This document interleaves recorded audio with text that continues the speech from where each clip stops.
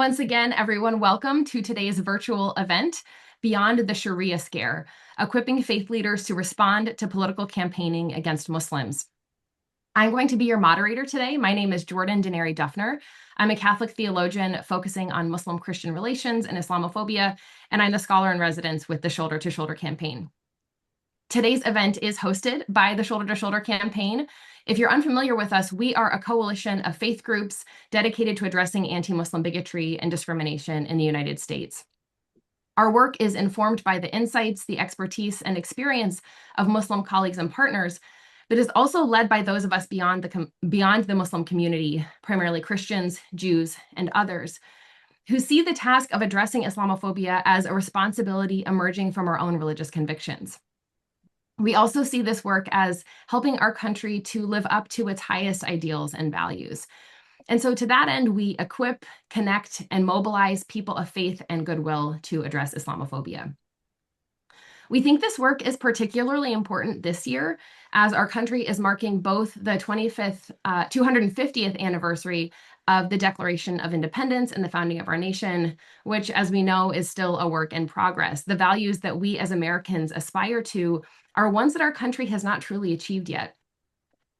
This year, we're also marking the 25th anniversary of the 9/11 attacks and many of the harms that came after the attacks, the rise in hate crimes against Muslims, political scapegoating, discriminatory policies and law enforcement targeting of Muslims, as well as wars abroad. And so this year, we really hope that you will continue to join us in this work of building a coalition of faith groups and leaders dedicated to religious freedom, human dignity, and American pluralism. The goal of our event today is to talk about this resurgence of negative political rhetoric around Muslims, and especially around this buzzword of Sharia. And so before I introduce our wonderful panelists, I want to set the stage a little bit and give some background for this event. Some of you might remember back in the mid-2010s when politicians were spreading misinformation about the so-called threat of Sharia or Islamic law, and then pitching themselves as the best candidate to address this threat. In this midterm year, we see politicians are bringing back this playbook. This playbook really was a winning political strategy 10 to 15 years ago and is being brought back now. This has been particularly true in Texas, but it's also happening on the national level. Dozens of congressional representatives have formed what they call the Sharia Free America Caucus. It now has at least 60 representatives representing 25 states. And some of these individuals have made some very concerning statements about Muslims. I recently watched an event that they held in March on the House floor, and I'll share some of what they said in the course of today's event. There have also been two House Judiciary Subcommittee hearings on Sharia titled Sharia Free America, Why Political Islam and Sharia Law Are Not Compatible with the U.S. Constitution. The most recent of those hearings concluded just moments ago, or it's just finishing up right now. It was this morning, starting at 10 a.m.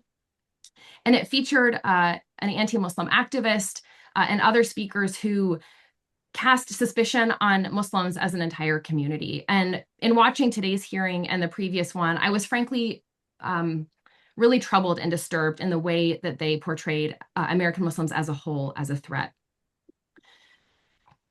It's also important to say, and we'll get into this in the course of today's conversation, that the political rhetoric about Muslims goes beyond a mere political discourse. Actual laws or bills to ban Sharia and target Muslims have been proposed and in some cases enacted across the country. And these affect Muslims in tangible ways, but have the possibility of affecting other Americans as well. And we can talk more about these. So this leaves us with a lot of questions. And I want to list out some of the questions that we hope this event is going to address. What is Sharia anyway? Is it really a threat to the U.S. Constitution? What do we even mean when we talk about religious law?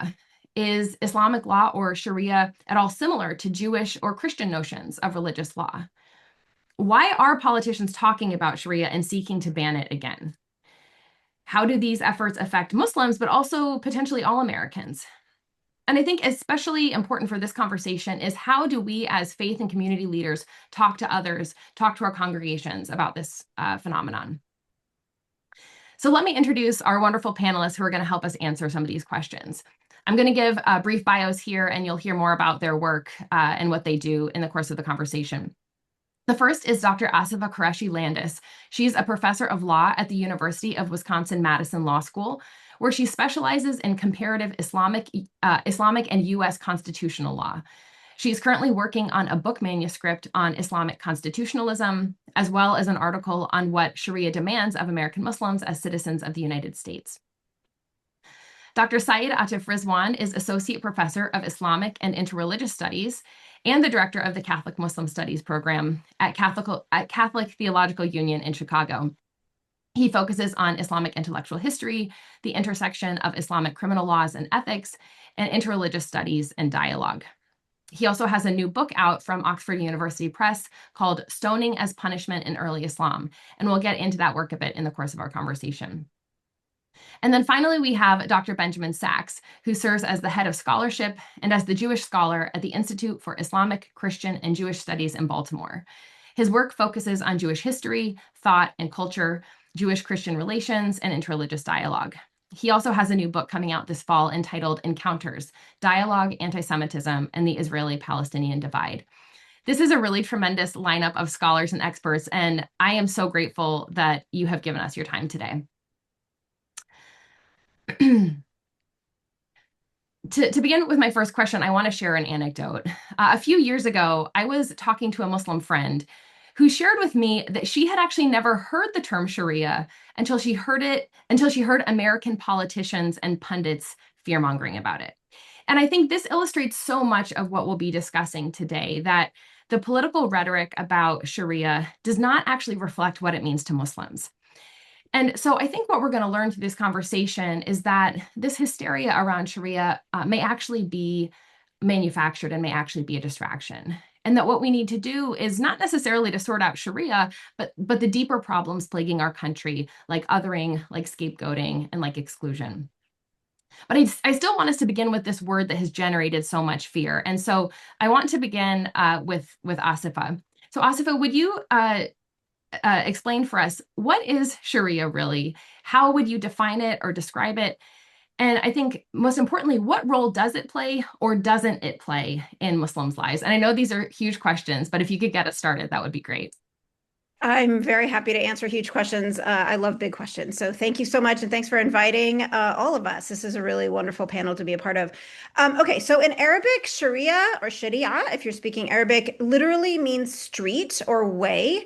So the way to think about it from the Muslim perspective is that it is the way to live. I like to say it's God's way to be, how God has told us to be a good person, to interact with others, to live your own personal life, to hold your own self with integrity and your own personal practices that are going to build your character to be a better person. So that's everything in your life, which causes some confusion from those looking at it, because some of the things that we consider Sharia from an American secular perspective, you might call it just manners or personal behavior, and other things feel like what we would call law. So let me give you some examples. So some of Sharia tells me what to eat, how to dress, how to treat my parents, how to be kind to animals, like general good behavior. It also covers things like how I can get married, how I can get divorced, what kind of property I can own, what do I leave to, people in my circle when I die through inheritance. So those things sound very much like law, which is why I don't like the phrase Sharia law, because in English, the word law sounds like what the state is going to do. And to translate that and attach it to the word Sharia confuses things, because it sounds like everything that we talk about as Sharia is actually something that Muslims think the government should do. And that's not an accurate understanding from a Muslim perspective. So I want to get into that a little bit more in a second. But I also want to say something really important that is not addressed in the general conversation, that is really fear of Muslims. If you follow Sharia, then somehow you have an allegiance to something different than the rest of us Americans living here, that we have, sworn to uphold the Constitution. So I think it's really important to understand that there is a basic principle by Sharia scholars that says it is the Sharia obligation of Muslims living as minorities in another society to follow the law of the land where they live. That is something that is a Sharia obligation of every American Muslim. I'm going to actually quote from a law professor. This is from Khalid Abul Fadl. The field that I'm talking about is called the law of Muslim minorities or fiqh al-aqaliyat. So this is a long history of Muslims living as minorities in other societies. So there's a whole jurisprudence on what is your obligation, how do you behave. And here's a summary of that jurisprudence. And this is, I'm quoting now. Muslim jurists assume that Muslims residing in or entering non-Muslim territories would do so under an agreement of aman or safe conduct. The agreement would specify the rights and duties of the Muslim population. If an explicit agreement did not exist, Islamic law considered an agreement implied by law. Under an implied by law agreement, a Muslim may not commit hostile acts against the host state and may not commit acts of treachery, deceit, fraud, betrayal, or usurpation. In all other circumstances, a Muslim is strictly bound by the terms of the Aman agreement. A violation of an explicit or implied agreement could be prosecuted in Muslim territory. Okay, so this is Muslim jurists from a classical pre-modern period saying, you follow the laws of the land where you are. There's one exception to that, and that is if the laws of the land are prohibiting you from doing things that are mandatory under Sharia or mandating you do something prohibited. So, for example, I'm being prohibited from my 5 times prayer, or I'm being forced to drink wine. Those circumstances would say, don't follow the law of the land. That's not okay. But importantly, the remedy that the jurist said was not take over the law of the land and impose your own rules. No, the remedy in that circumstance is I need to leave to go to a place where I am free to do that. So we in the United States are very lucky to have a First Amendment, which protects our free exercise. So I hope we'll never have that situation where I'm being forced to do something that's a violation of my own personal religious practice. So I want to say one more thing and then I'll turn on. I know I'm talking a long time, but you did ask me a big question. So I'm going to take one more second. What I said earlier about understanding why I don't like the phrase Sharia law, because the word law sounds like government law. And so it's really important to understand that from a pre-modern perspective, and this is actually something that a lot of the general Muslim population around the world doesn't really fully articulate, although I do think it's an inherent understanding that we don't really have the language to say it. So I'm going to try to explain that in a pre-modern context, a Sharia rule of law system imagines 2 types of law. One is what the government is doing, but another are the rules of personal behavior that are drawn from scripture. So that's the stuff I said about what do I eat? How do I dress? How do I marry? How do I get divorced? What do I put in my will? Those things sound like law because we actually have secular law on those things, but they're also things that are addressed in scripture for Muslims. So we have a lot of rules that Muslims will go to find out how do I do those things. And by the way, it's very diverse. I think we're going to have another question about that to one of the other panelists about how diverse that is. There's actually many schools of law, just like in other religious traditions. Jewish law famously is very diverse, just like Islamic law is too. So you have lots of different approaches to understanding the scriptural interpretation. And as a Muslim, I can choose which one of those schools of law I want to follow. It's really important to understand, though, that that's a different source of lawmaking than the ruler that's making the law of the land. So I'm going to use the word siyasa. Today that means politics, but that's a general term to describe the law that the person in charge. So that's the king, the emperor, the sultan, the caliph, somebody, the physical control over the realm. That's siyasa law. And the basis of siyasa law was not, very importantly, not scriptural interpretation. That's the source of that other law. Fiqh is the word that we use to talk about this interpretation of scripture that gives me rules to live my life. But the state law, we might say today, or siyasa, is based on, wait for it, service of the public good. Now that sounds very familiar. I'm going to come back to that again. The idea of the general welfare, the general good, or in Arabic, the maslaha amma, is the basis of the ruler, or we would say today, the state's lawmaking. And that is really, really important because it is law that is supposed to serve the good of all, not just Muslims. So if we're thinking about what do Muslims think about the role of state lawmaking, our obligation as Muslims is to think about that as the law that serves the general good of all. So right away, you can see that it doesn't make sense to think that Muslims are going to impose my own personal fiqh rules on state law because that's opposite to what I just described. The personal rules are derived from scripture, the multiple, you choose which one you want to follow, and the government law, the state law is based on service of the public good, and that's our obligation as Muslims to think about it that way. Thank you so much. I know I asked you to do a lot in a short amount of time, and amazingly you did. And I want to pick out some of the pieces that you outlined for us. But I want to have Saeed weigh in here too, because I know you're an expert on this. And what would you add to what Asifa shared with us? Firstly, thank you so much for having me. I mean, I think Asifa did a fantastic job of covering soup to nuts. I would just only add that when Muslim jurists decide in terms of the interpretation of the Sharia, they tend to do it within five broad categories. One would be what is necessary, what is obligatory, fard or wajib, right? Then they would shift a little bit closer to the center, which would be recommended. Then something in the middle would be something along like neutral or permissible, and then moving to the prohibition side, something that is discouraged or not recommended, and finally something that is forbidden.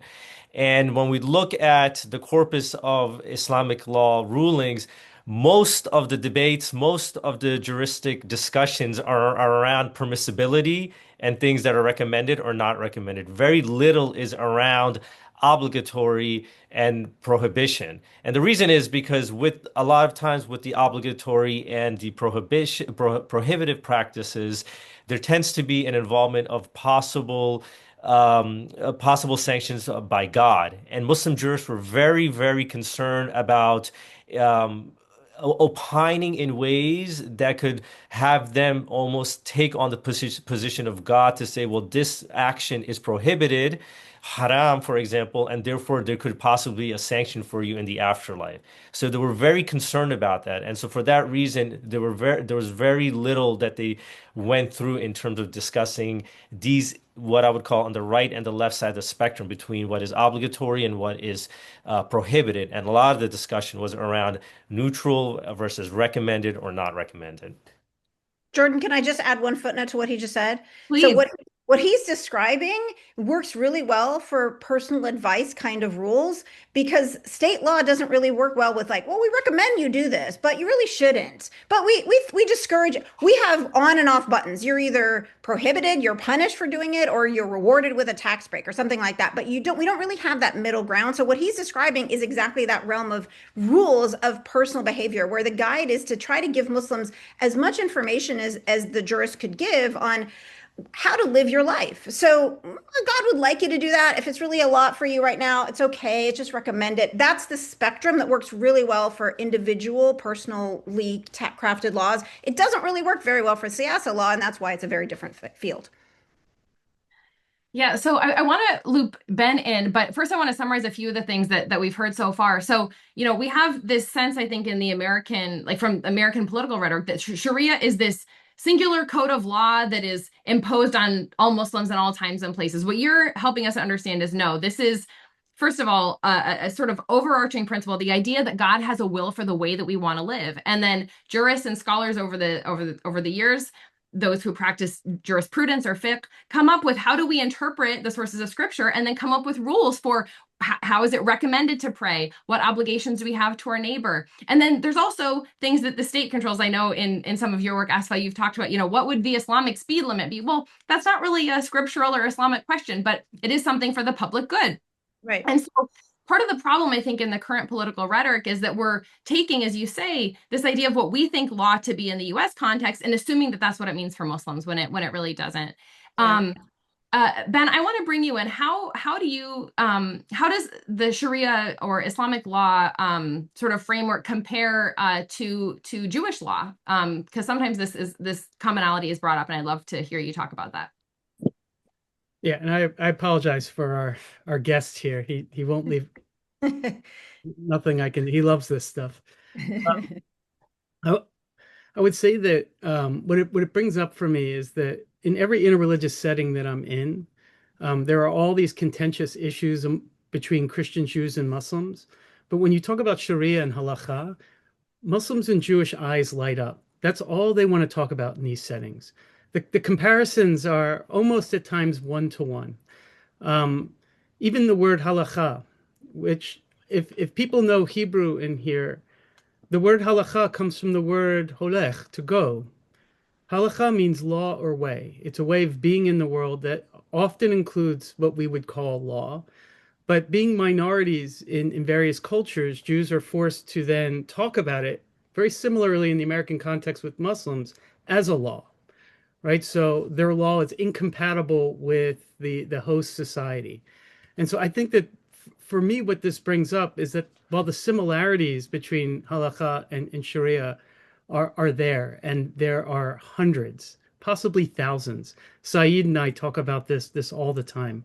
Um, but I think what concerns me is more of the historical um, comparisons, because as nations were being formed in Europe, the question that developed is whether or not Jews could be participate within a nation building a nationalist society, whether it's in Germany, England, France.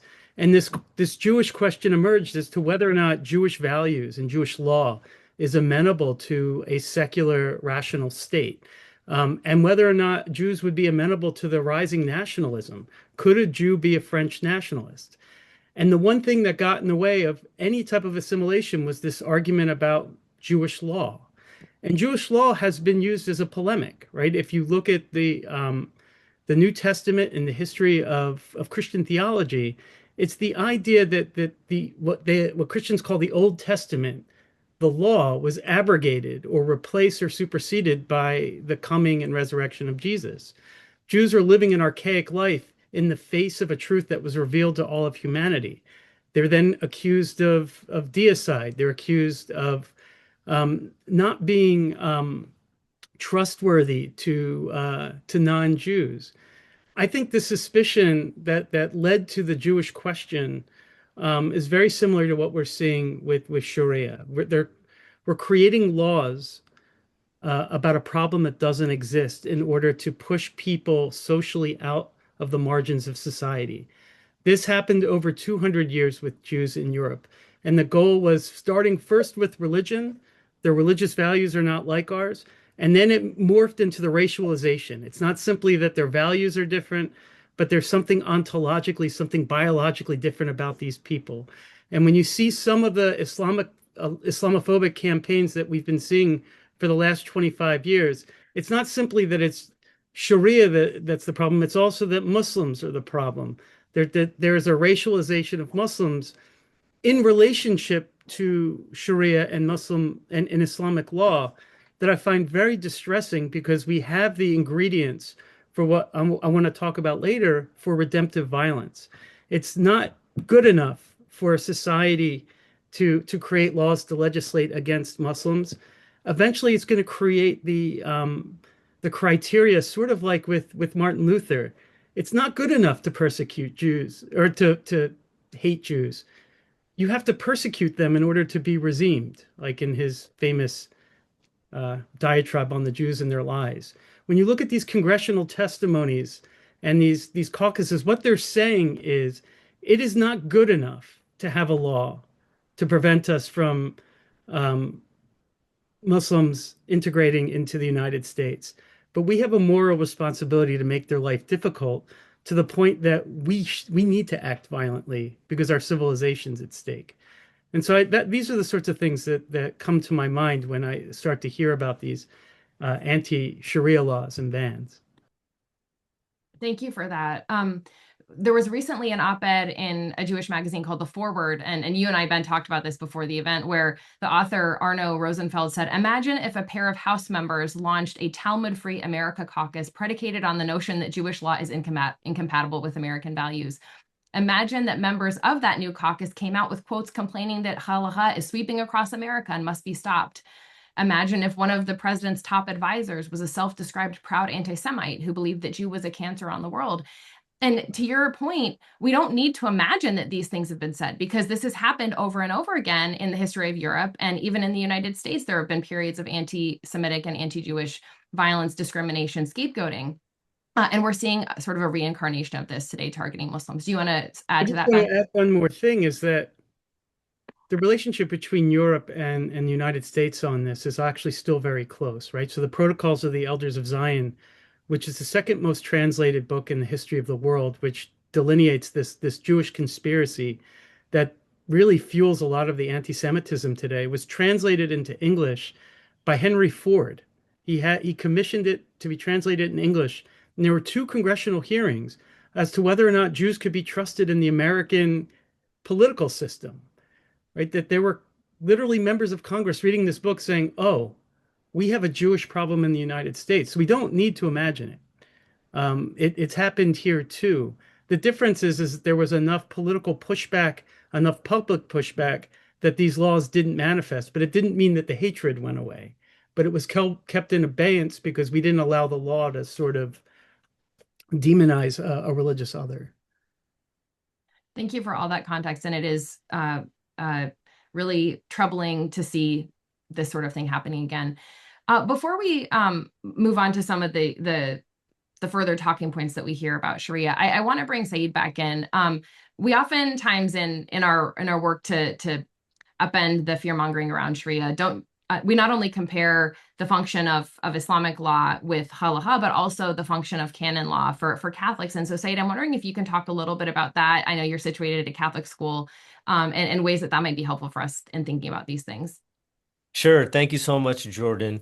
One thing that anybody on this call that self-identifies as someone who is a believer, that has faith commitments, that follows certain edicts from the religious tradition. Anybody that on this call or anybody that's in the United States that would self-identify in that way should be concerned with anti-Sharia legislation. And the reason is because yes, it can start with Muslims now. As Ben has talked about, there were some elements within the government that were speaking about Jews, but nothing precludes the government from circling back to Jews or to even Catholics when we think about what's happening in terms of in the political climate between the president and the Pope, and what that could mean. So this is really important because, yes, to your point, Jordan, when we're talking about anti-Sharia legislation, we're talking about the ways in which Muslims can actually carry out their lives in different ways, both personally and in different ways in the public as well. Canon law, similar in some ways is similar, in some ways is dissimilar. But for example, canon law talks about the sacraments. It talks about when the Eucharist can be performed and accepted. It has information around marriage, around divorce or annulment, all these different things that are part of canon law. So imagine an anti-Catholic canon law bill. What would that mean for Catholic churchgoers, right? What would it mean to have a state decide to prohibit the ability for people to be ordinated so they could become priests and that they could oversee marriages, for example, or baptisms, right? Or communions, any of these different types of practices that are expressed within what we would call the canon law code system. And so the issue that we're confronted with, again, just to summarize, when we talk about anti-Sharia, it can very well extend to other religious traditions as well, namely Catholic and rabbinics, as to the extent that Ben has talked about it. Yeah, and I know you and I have talked in the past too about some of the small sort of more spiritually oriented aspects of our legal tradition, so to speak. Like, when do you begin your fast? Do you start at night? Do you start in the morning? Like these sorts of things that have nothing to do with state enforcement, but that are part of how we want to live our lives and serve God. I remember being at a Catholic mass in Jordan in the Middle East, and the priest was saying the prayers in Arabic, and use the word Sharia, like guide us, God, to follow your path, your will. And it just goes to show how this term in the American sort of political consciousness has been so warped to resemble something that it's not. I want to come back to Asifa because, again, the talking point that we hear, and it was even in the title of the House hearing today, that Sharia isn't compatible with the U.S. Constitution.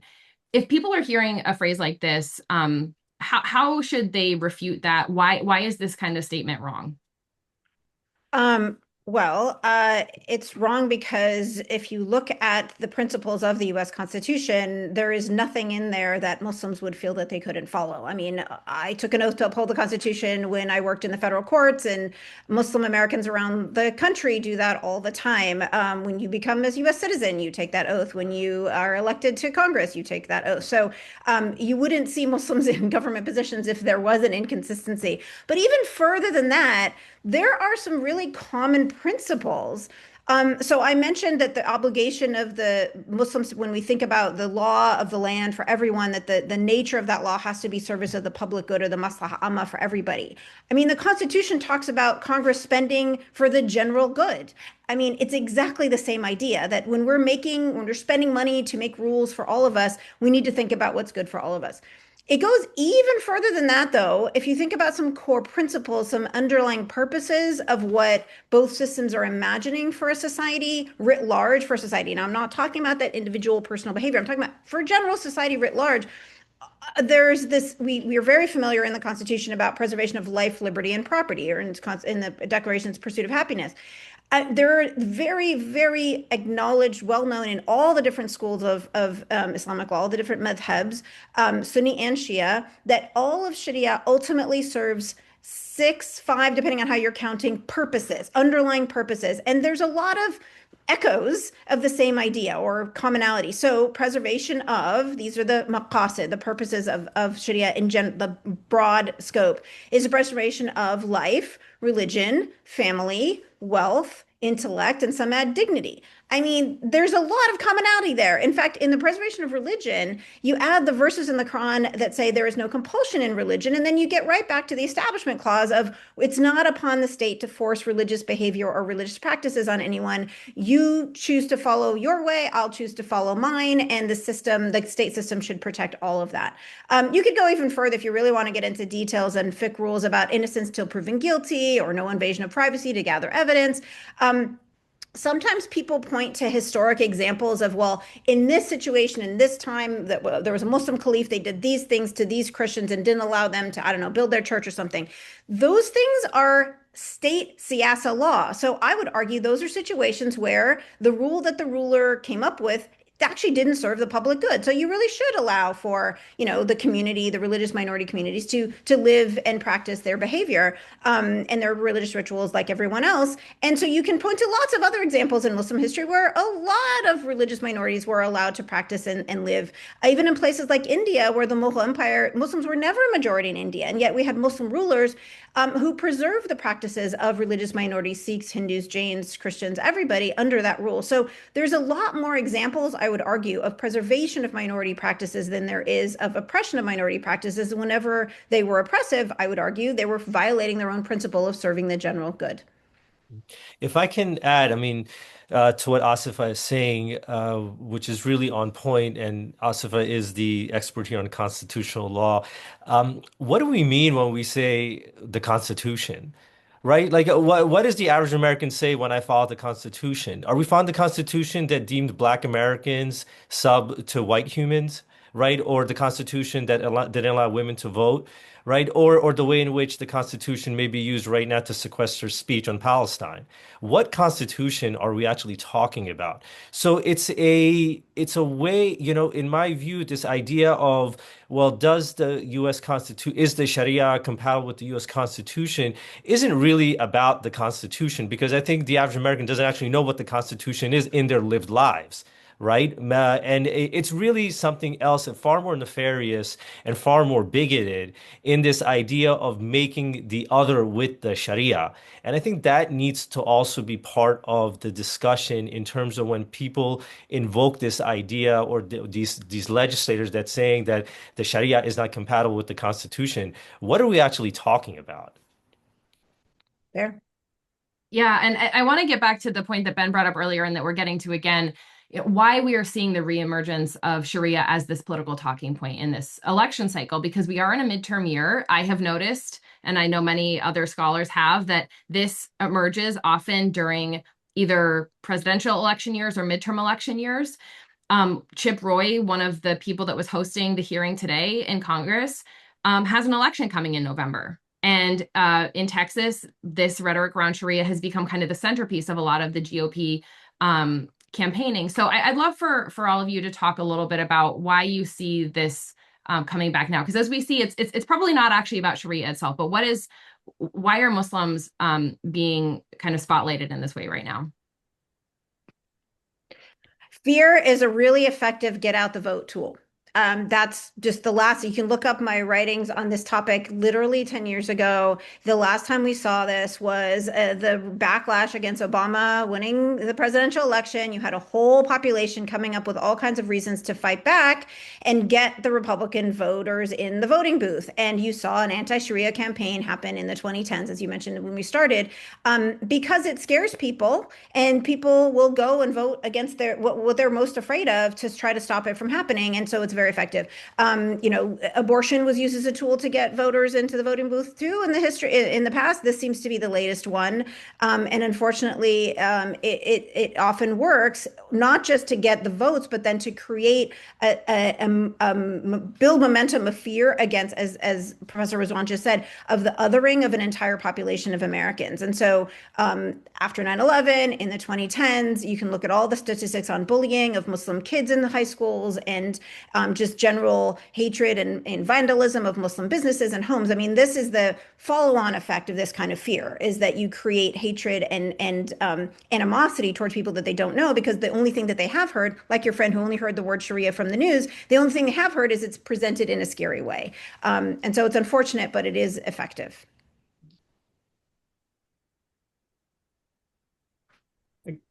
I would also add distraction. Yeah.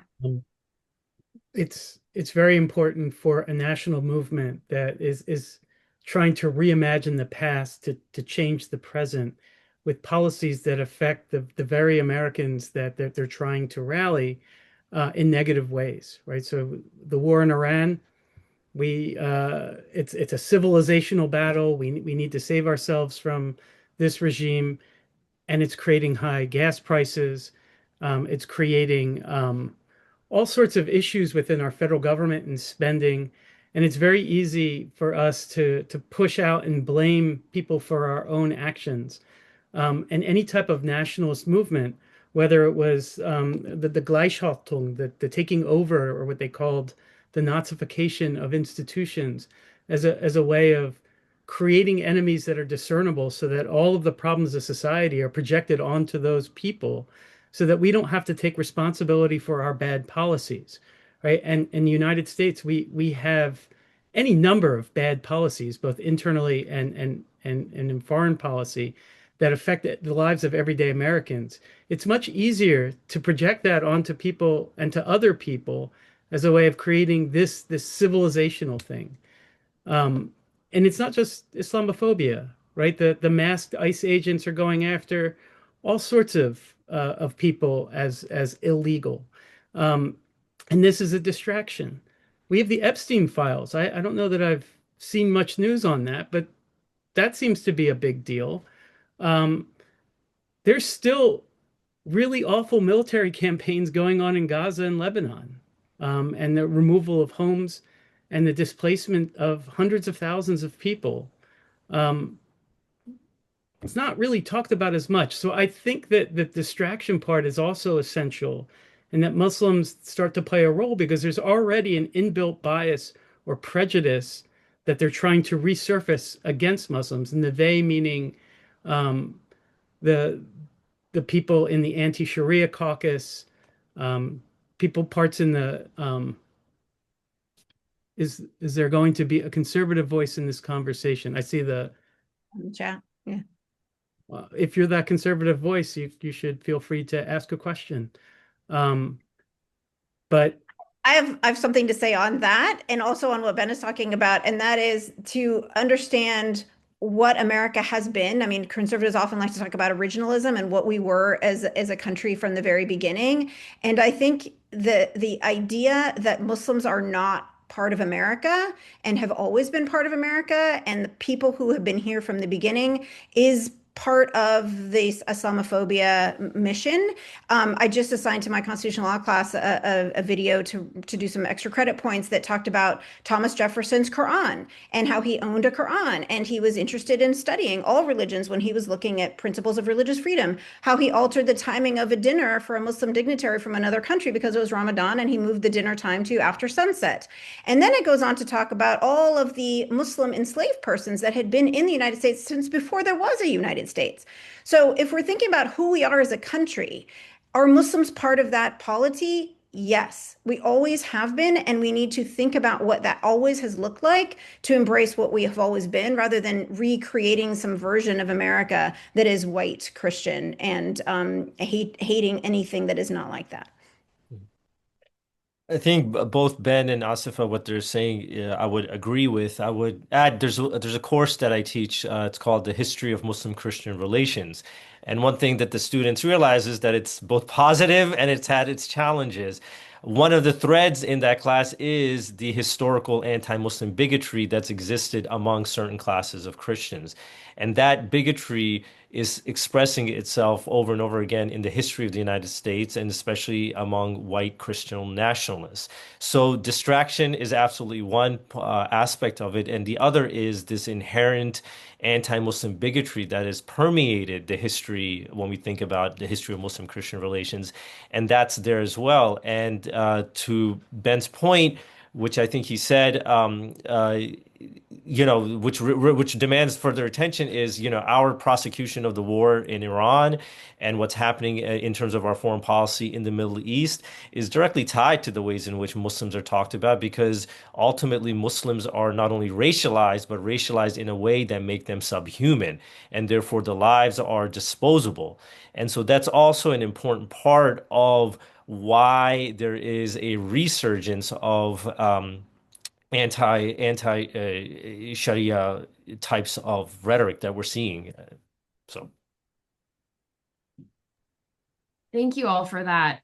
I want to get to a couple other questions, but also I think this point that Tom brought up in the chat is helpful to dig into a little bit, because we are talking a lot about Republican campaigns against Sharia right now, but that does not mean that Islamophobia is only a problem on the political right, or that this is even a particularly political conversation. We know that Islamophobia and anti-Muslim stereotypes actually persist on the left in very strong ways. And there have also been ways that even in pushing back against the Republican, Sharia-free America caucus, that Democrats have sometimes fallen into some stereotypes and anti-Muslim tropes that I think are not fair characterizations of Muslims. And so it's really important that I think we identify Islamophobia regardless of what side of the political spectrum it's emerging from.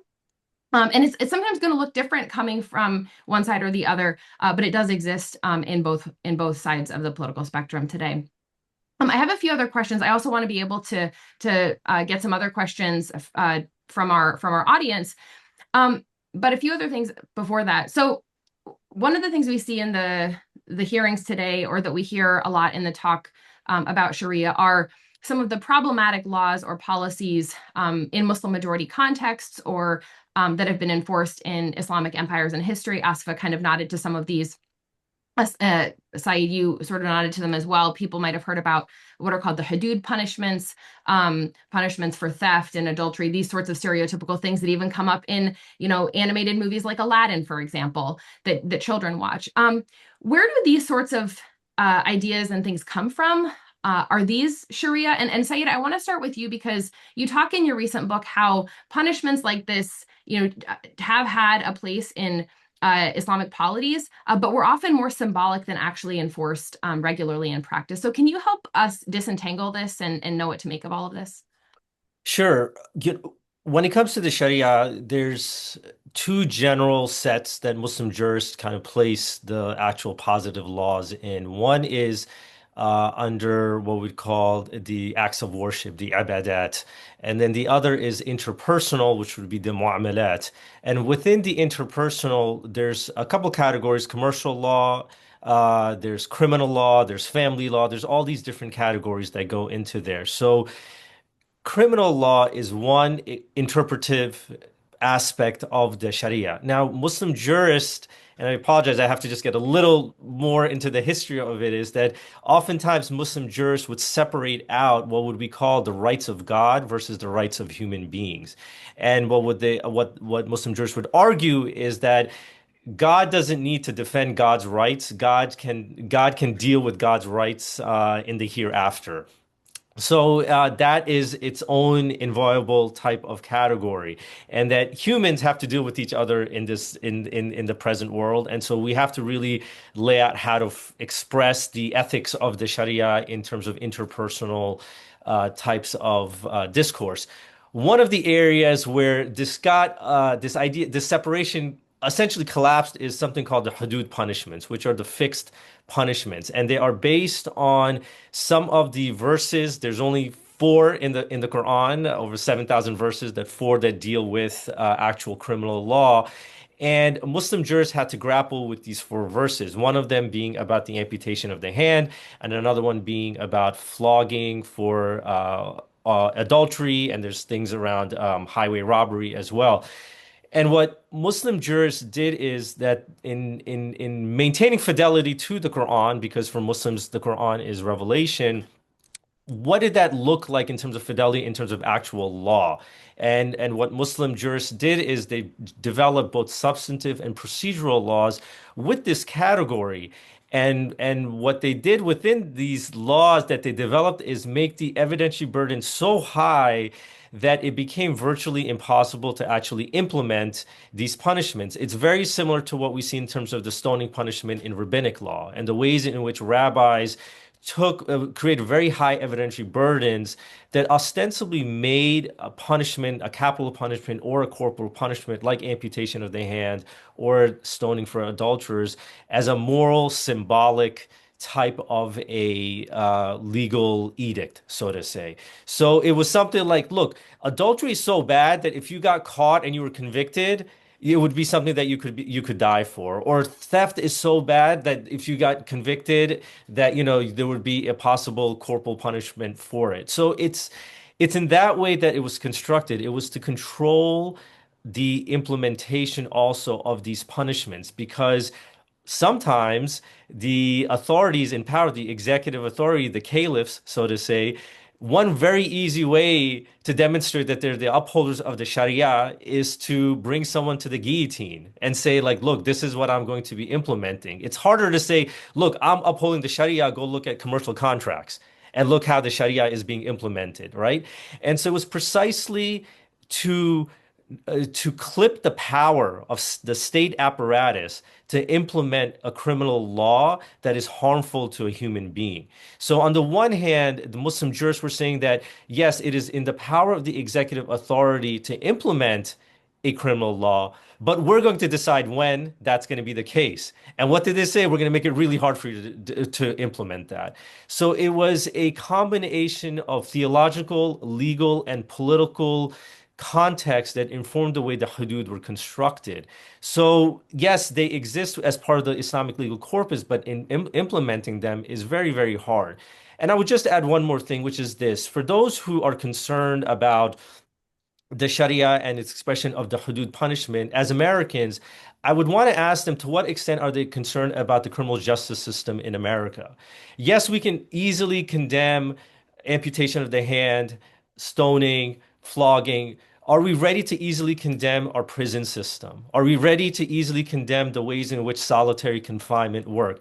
And these are actual criminal laws that affect us as US citizens. We can sit here and be on Zoom and enjoy the liberties that we have, but how many of us actually faced the criminal justice system in the US? So the question that I would ask those that would be interested in and focus on the hudud is, to what extent are you concerned about the criminal justice system in the US? And we talk about criminal justice reform precisely because there are deep problems with our own criminal justice system. So what are we really talking about at that point? And what is our bias in focusing on, let's say, the hudud as an expression of the Sharia versus possibly ignoring the fact that we have something called the death penalty, right? In some certain states, where we put a human being in an 8x8 cell for 20 years of their life, have them walk down a hallway, strap them to a gurney, open up a curtain like if we're watching a show or a play, and then inject them with chemicals that many times in the past 2-3 years have actually not even worked, where a person has been injected with chemicals where their breathing has stopped, but they're still conscious. something that is incredibly, incredibly painful, both physically and from a mental standpoint. So what are we doing in terms of focusing on the hudud, which I, as a Muslim, as an American, easily say that these are problematic punishments, but for those that are focusing on that, really thinking about our own criminal justice system that we are all subject to on an everyday basis. I Asifa, got, yeah, I'd like to add to that too. I on the topic of fear and Muslims wanting to impose this. I mean, often I'm in conversations like, what about Iran? They do this, they call it Sharia. What about Saudi Arabia? They do this. And hudud is often listed as one of the things that somehow people think Muslims want to make the law of the land here in the United States. And I just ask, where? What Muslim in the United States has made any move to have any of the hudud become any part of our criminal justice system? That's number one.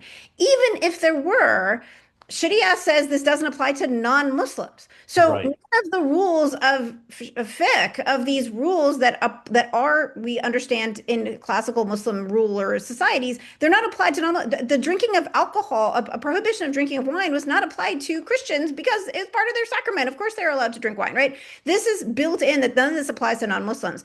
On top of even that, even if it did apply, as Professor Rizwan just said, the evidentiary standards are so high. For one, they're all required eyewitness testimony, which almost never happens.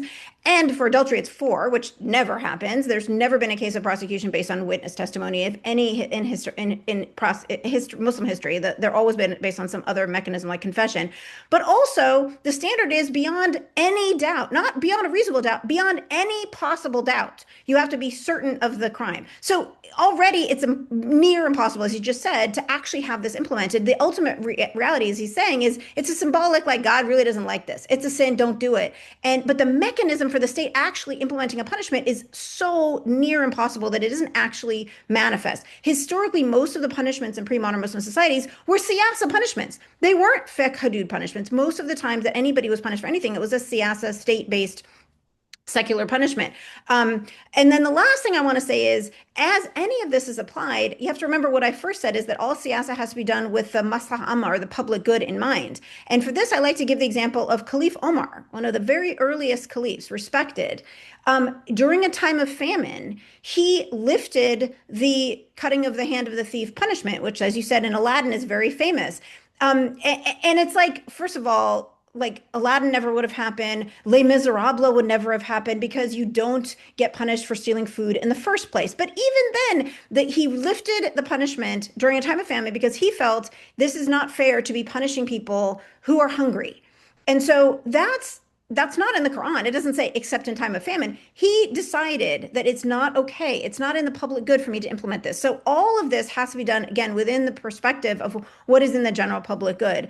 And I think that needs to be put into the conversation whenever anybody cites some example from current law. Now, I have my own issues with current Muslim governments and what they claim to be Sharia, and we can talk about that later. But citing even classical practice, you have to understand the whole picture. The last thing on the whole picture, and I love that Professor Rizwan is asking us to think about the holistic criminal justice system. There are aspects of an Islamic-based criminal justice system that I think Americans are actually calling for. So those who are interested in victims' rights and the victims' families' role in the role of the punishment and how do they make them whole, if you're at all interested in restorative justice and the role of victims in engaging with the perpetrator, this is and having a say in what the punishment should be. This is built into Quranic punishments, that there has to be some role for the victim to either get compensation, extract the equal punishment, or forgive.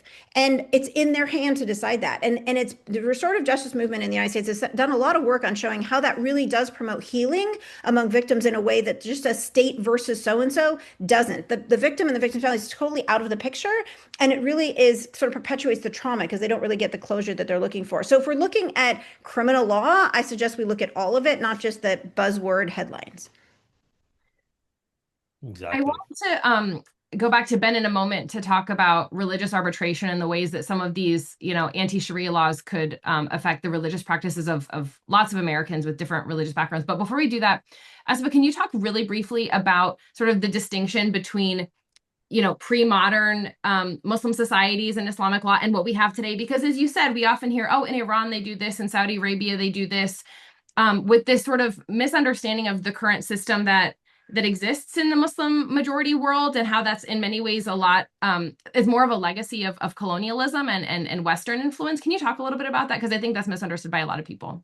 Yeah, I'd love to. This is my current book project, is that the current reality in Muslim majority countries today that claim they're doing Islamic government or political Islam or Sharia-based law are actually not. What they are doing is what they've inherited from the colonial moment. And by the way, this applies even to countries that were not directly colonized, because virtually every Muslim land was either military, economically or militarily pressured to transform their legal, political, economic systems, even if they weren't directly colonized. And of course, many were, but British, French, Dutch, Spanish, etc. So what was imported during the colonial era was a monolithic nation state. So what I talked about when you say we think about law, we think about what the government does. Whereas in a pre-modern Muslim context, law is of two kinds. There's the fiqh that applies to individuals, and then there's the state law.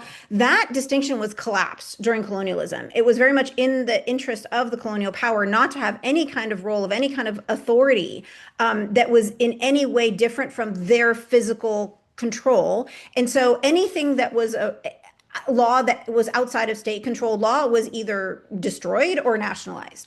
And so what you have now is a monolithic one law for all, controlled by the state, controlled by the Congress or Parliament, and with the ruler on top. It's very, very conducive to authoritarianism and dictatorship, which again, colonial powers wanted it to be that way. So you have a centralized power in one place.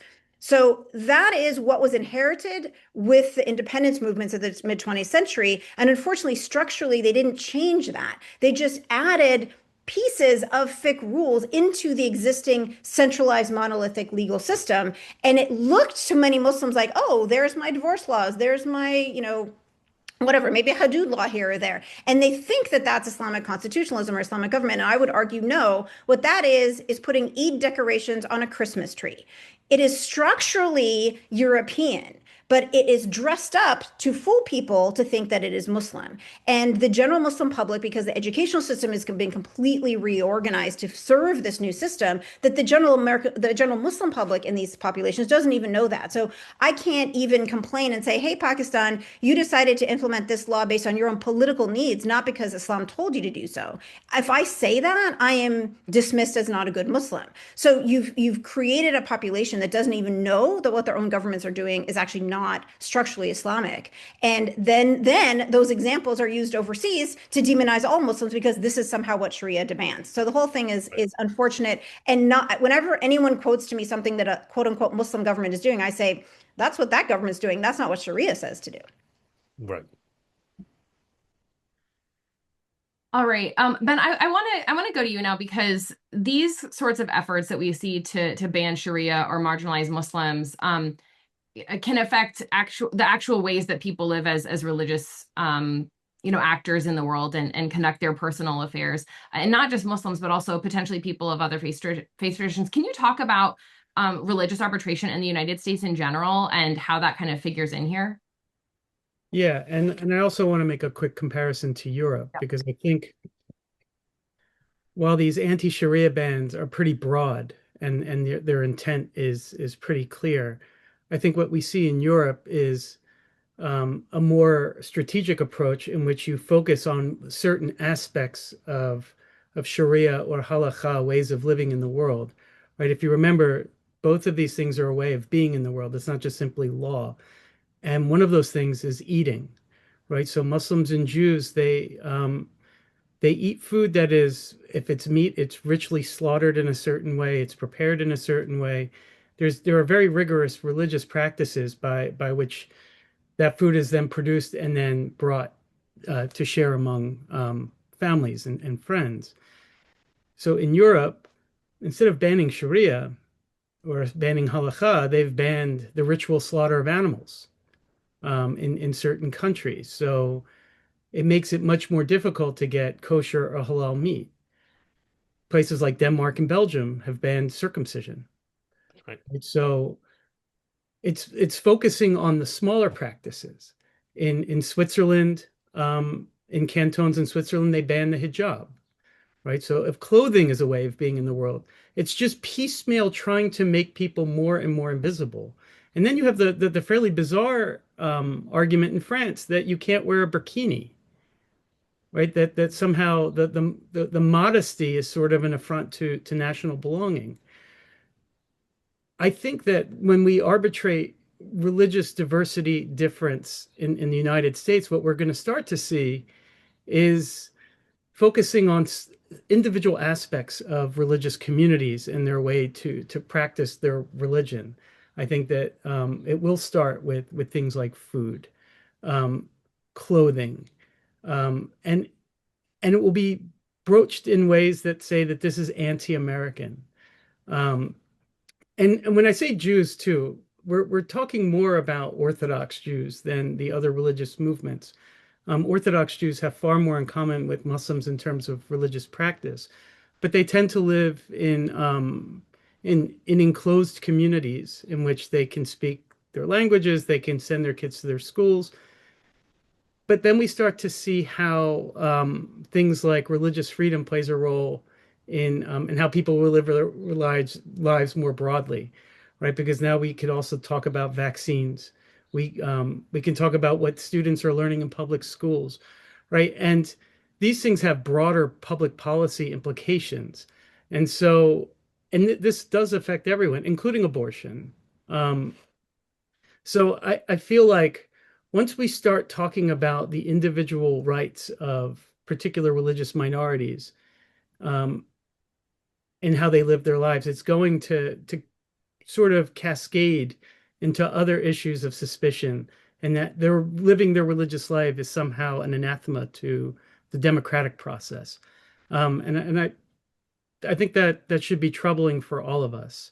Um, while I don't see anti-halacha legislation in the near future, it's not unimaginable, especially given at times the conflation with Jewish communities in America and the politics regarding Israel, and the sort of nationalism that's playing a role in Israel, and the conversations that put Jewish communities always in some sort of conversation with state practices.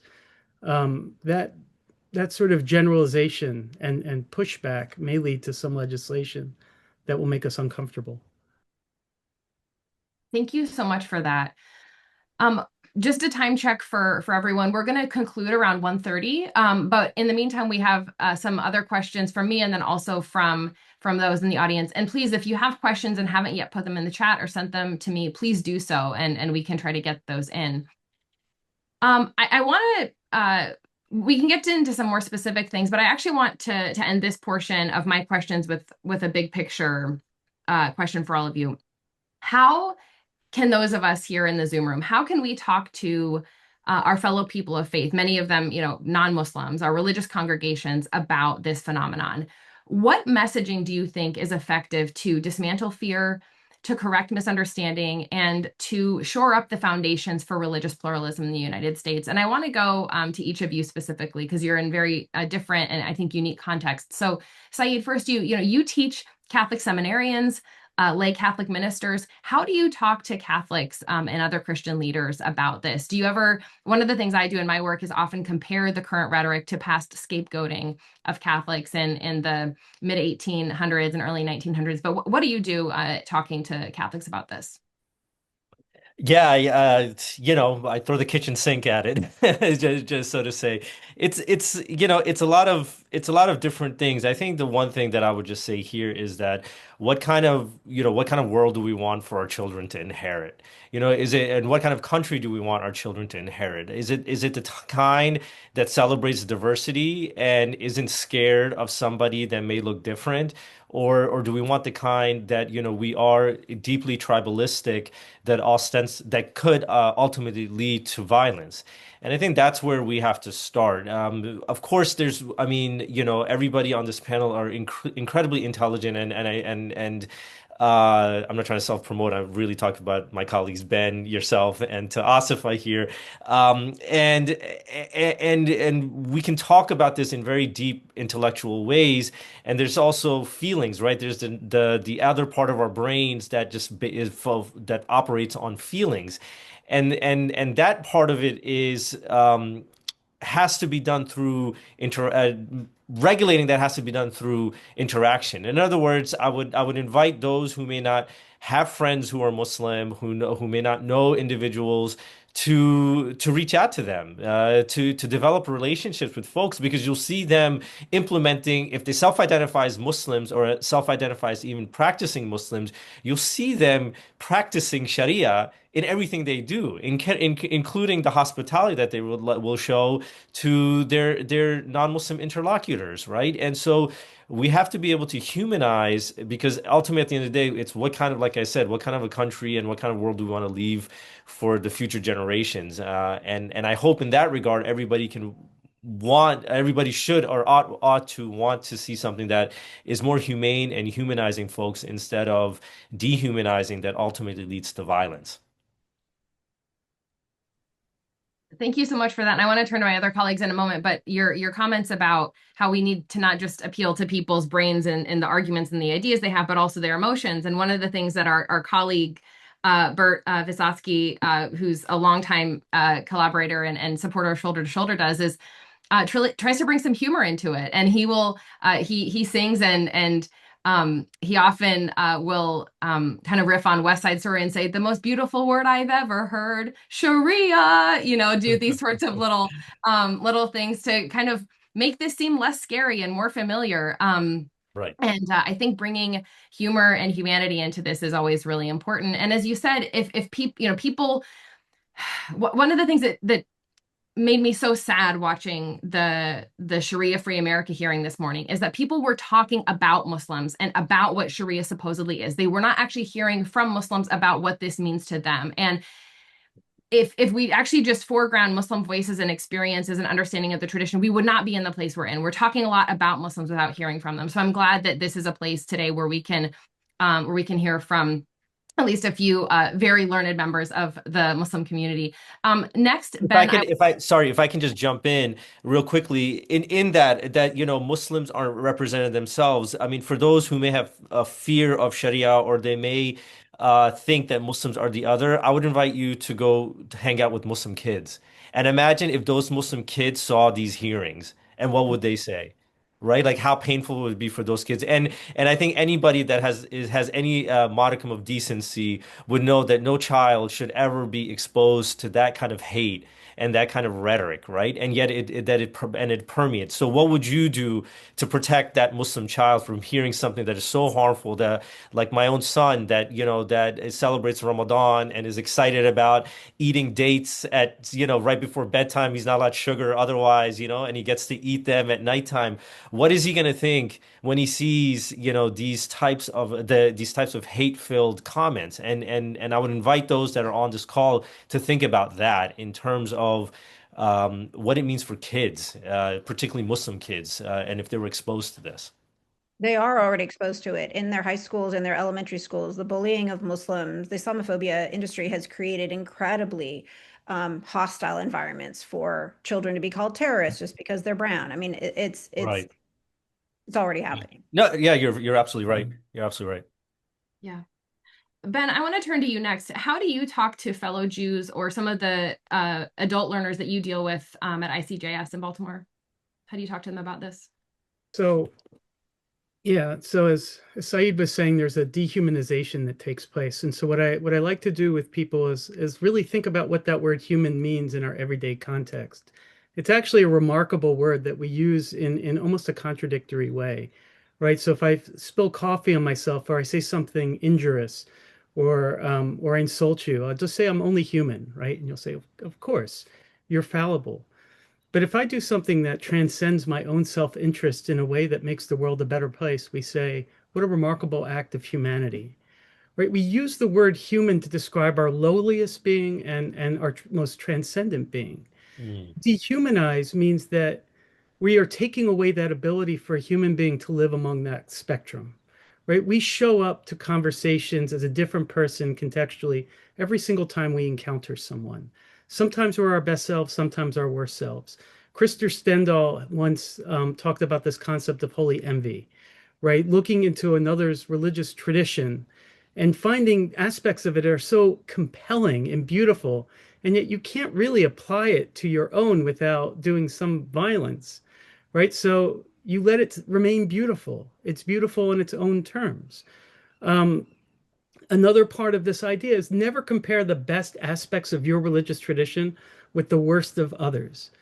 To be human and to live humanly in the world, even in relationship to our religious laws and to God's laws, is to both be fallible and making mistakes and also having the capacity for transcendence.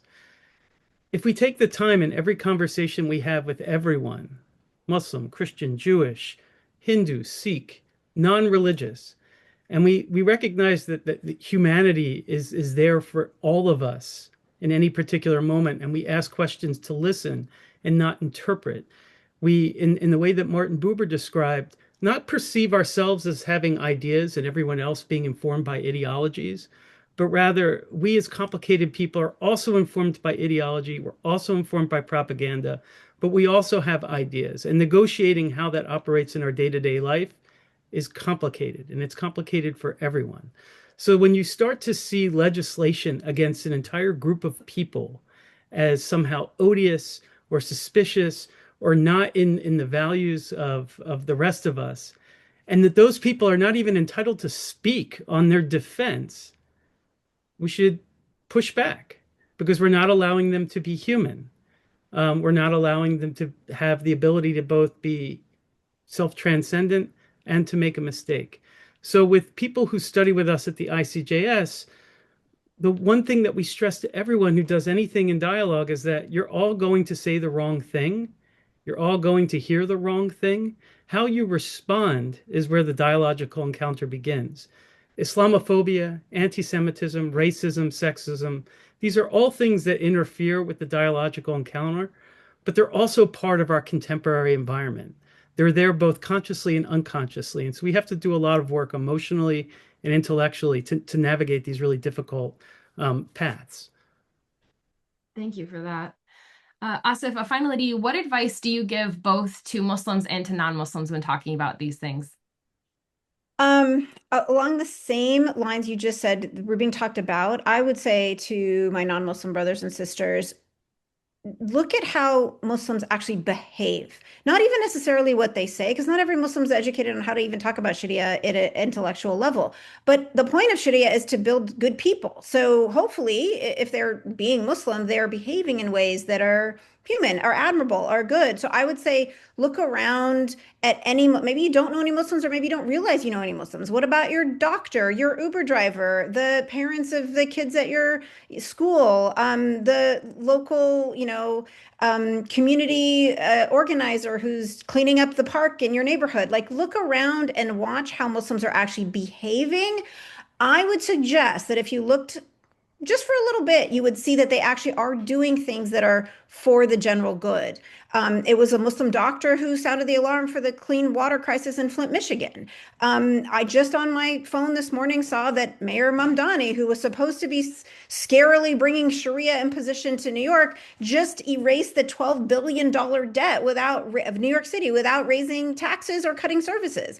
I would say he's acting as a Muslim should act. He's serving the general public. And so look around, talk, but also observe. Just see, are they friendly? Are they caring for others? Sharia tells me to smile. Sharia tells me to clear out the road when there is an obstacle in the road. That's a charity if I do that. So are those the kinds of things you see Muslims doing? And I think if you did that, you would find that we are not just part of American society, but we are productive and helpful and friendly and a positive contribution to our general good. And to Muslims, I would say, do that. Like, do those things. If they're the kinds of things that is your obligation as a general member of society, do more of that and let people know that it is your Islam that is encouraging you to do that, and not try to erase your own identity. Like, oh, I'm just doing this because I'm a good person. Like, yeah, you're a good person, and Islam told you to do these things. And so remind everyone of that. And like you said, Sharia has become a bad word. It's my own personal quest to try to bring some of the Muslim phrases or Arabic centered phrases that even non-Muslim Arabs use into general dialect, because we have lots of in international phrases in American English. Chutzpah is something that everybody knows how the role of that word is. I would like to say inshallah when we talk about the future.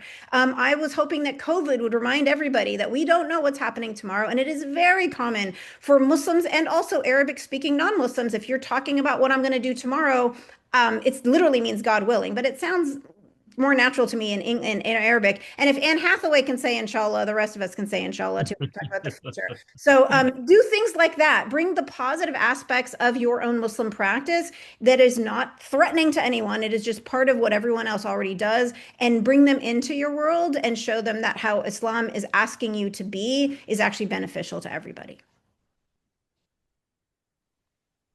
Thanks to all three of you for those words of wisdom. We have just a few more minutes for a couple questions. We're not going to be able to get to every question in the chat. We do have some pretty technical questions in the chat, and I want to kind of zoom out from that. And I would encourage our attendees, if you have really specific technical questions, to please reach out to our panelists and explore resources that they've already published on these matters. But one question I have here relates to this phrase that we hear a lot, and that we've heard at some of these Sharia Free America congressional events, this idea that Islam and Sharia is a threat to Judeo-Christian values. And I actually, again, don't want to talk about Sharia here, but this language that we use that often puts Jews and Christians in a kind of in a camp versus Muslims. And so I'll start with Ben, and I'm curious how you react to this term of Judeo-Christian values or Judeo-Christian heritage. Can you talk a little bit about its history and how it's used today, but also what it signals and how it might potentially be problematic at times? Yeah, so the term emerges in the 19th century. You have Christian missionaries in England joining Alexander McCall, who decided to learn Hebrew as a way of convincing Jewish people to convert to Christianity, because if they had Hebrew versions of the New Testament, they would see the truth of Jesus. And in the process of this work, something happened to them in that they started to have, we'll say, holy envy, right? They started to appreciate Judaism in a way that they hadn't fully imagined. And so before that, Jews who had converted to Christianity were called Judeo-Christians, almost as if they were true Christians because they were fulfilling the law in a way that a pagan couldn't. This term in the 19th century then began to mean something entirely different. Friedrich Nietzsche, interestingly, is famous for using this term as a polemic against Christians, because for him, all of the Christian anti-Judaism in society that was informing policies and culture, he said, if you really want to live up to your Christian values, it would be better that you would become Jewish, right? That you're taking out the best parts of your tradition when you excise Judaism. He was being provocative. So Judeo-Christian in that term was meant polemically.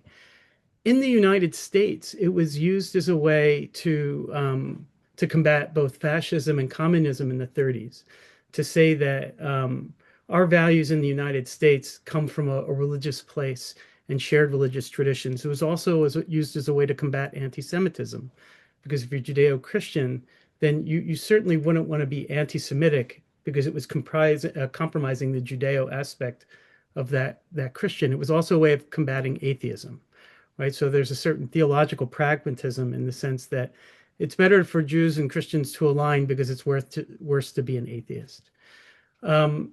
Scholars like Keelan Gaston and Mark Silk have traced the origins in America all the way into the contemporary moment, where it's used to describe something civilizational, right? So very often Judeo-Christian is used as a way of describing democracy, or the things that we value most in society: human rights, individual rights, religious freedom. We say these things are Judeo-Christian values. Whether or not they have any origins in Judaism or Christianity will always be debatable. But it's used as a way of othering people who are not Jewish and Christian. And it creates really problems in the past too, because you'll have commentators, for instance, in the burning of Notre Dame, when it was on fire, saying this was a monument of Judeo-Christian civilization, when Jews weren't even allowed there when the time it was built. What we find is that this becomes a term to other Muslims.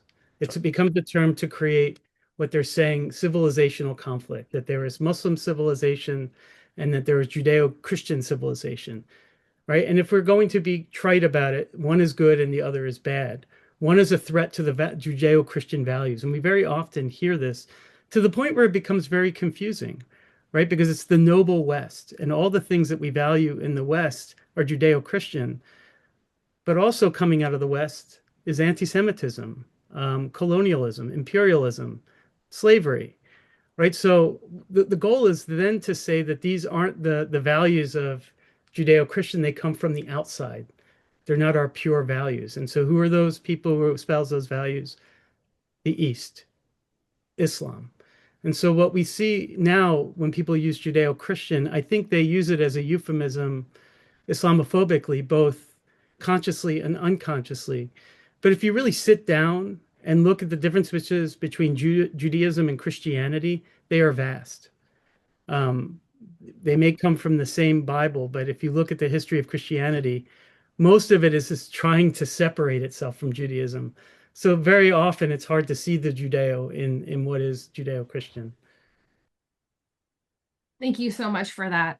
As we round out, I know people are also wondering, what can we do in concrete terms? What can we do to respond to this Islamophobia, to the Sharia Free America Caucus, all of this? So I'm going to suggest or offer some suggestions myself, and then I welcome our three panelists to add anything else you'd like at the end. So first, we're seeing a lot of this negative rhetoric at the highest levels of our, of our government. I think it's very valid to reach out to your members of Congress and express your concern from your vantage point about why this rhetoric towards Muslims is harmful to not just to Muslims, but to American pluralism.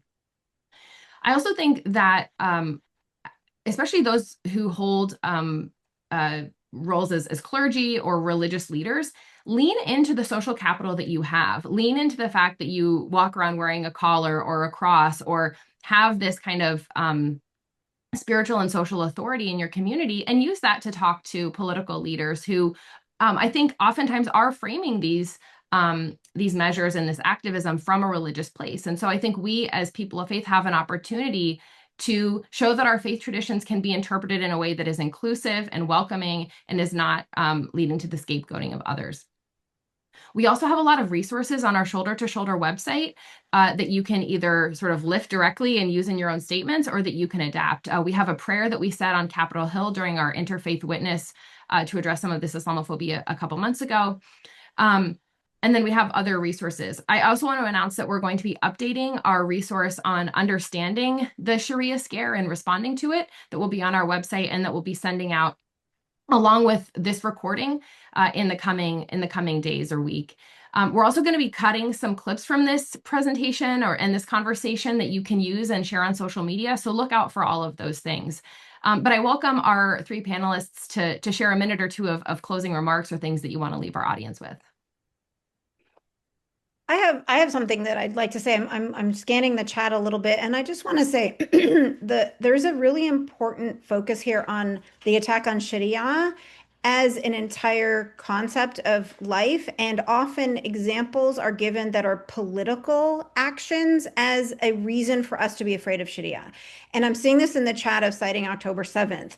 And I think we all really, if we really truly want to understand the complex nature of American society and understand who our neighbors are, we need to stop doing that. We need to stop picking a particular singular political action as an example of the entire religion, and then scapegoating the entire religion and any adherent of that religion. Do I do that for anything else? I hope I don't. I hope I don't judge all Christians because of the Crusades or the KKK. I hope I don't judge all Hindus because of how Modi is persecuting my family in India. I hope I don't judge all Jews because of what the IDF is doing. We need to have the same standard for everyone. We are our brothers and sisters, our neighbors, and our community members in the United States. And for a future of America to work with this diverse society that we are, we need to treat each other as our individual selves and not pick on some story we've heard about what somebody of your same affiliation has done and then decide to judge you based on that. That's why I appreciate Ben's point about Judeo-Christian being used as an anti-Muslim trope, and it is.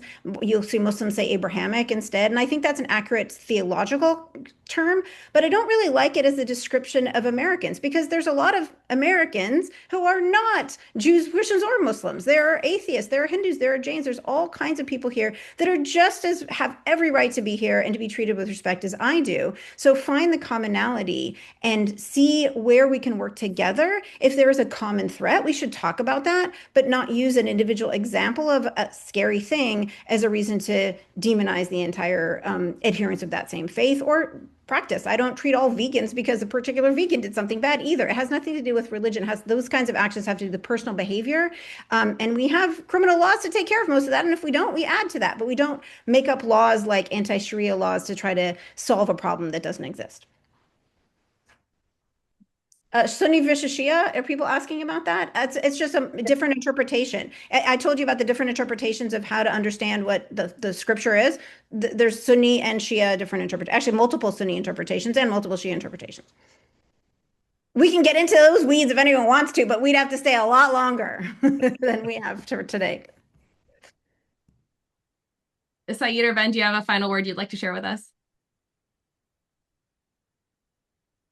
Ben, you can go first. Well, I really liked those comments at the end. I, I do think that we are inundated with a whole lot of information, misinformation that play on our emotions and our desires to make ourselves elevated above other people. And I really want us to resist that. And so my final thought that I want to share with you is an exercise that we do at the ICJS. How do you know that you're being inundated with too much propaganda? In your moments alone, which I know are becoming less and less because of all the time you spend scrolling on a phone, but in the time where you're doing in the shower, going for a walk, what is it that you're thinking about? Are you debating some invisible interlocutor that has cliched talking points and that you want to get the better of those points? Or are you doing the introspection? How am I not being prejudiced today? How am I being my best self?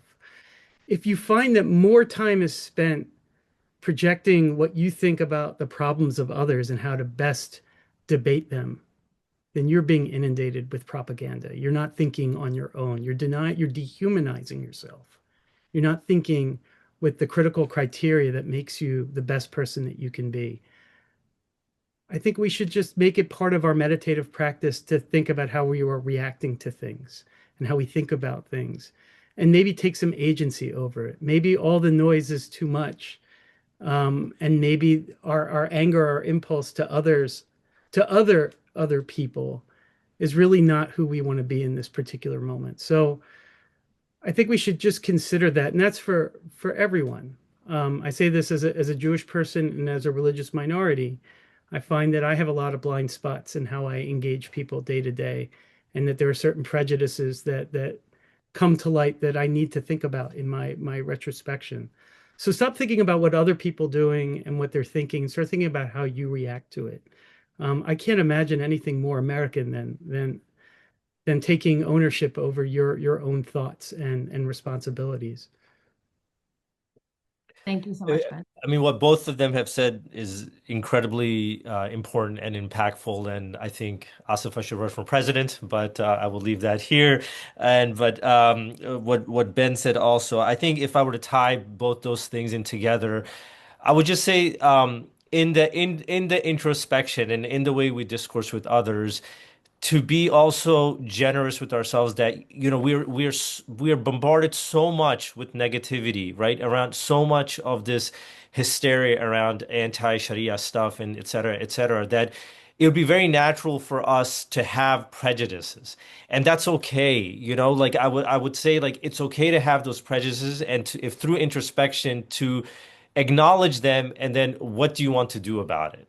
Right? So rather than saying like I cannot be a racist, I cannot be prejudiced against Muslims, perhaps we can be. We all are. We're all a work in progress.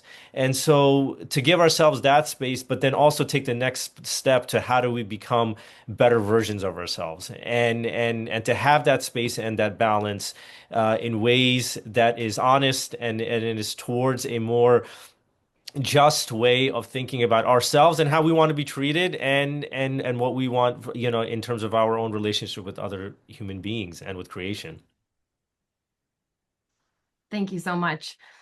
To close, I just want to say that there's, as all of you pointed out, there's a lot of noise, there's a lot of scapegoating, there's a lot to lament in our world, but we are going to continue to stand shoulder to shoulder and to lean into those personal relationships, those wonderful times with our kids, those wonderful times with our families and friends, and really build the inclusive and pluralistic America that we want to see. So I want to thank all of you for being here today, for the wisdom of our wonderful panel, and look out for the recording of this and other resources coming from Shoulder to Shoulder. So thank you, and please give some applause for our speakers. Thank you so much.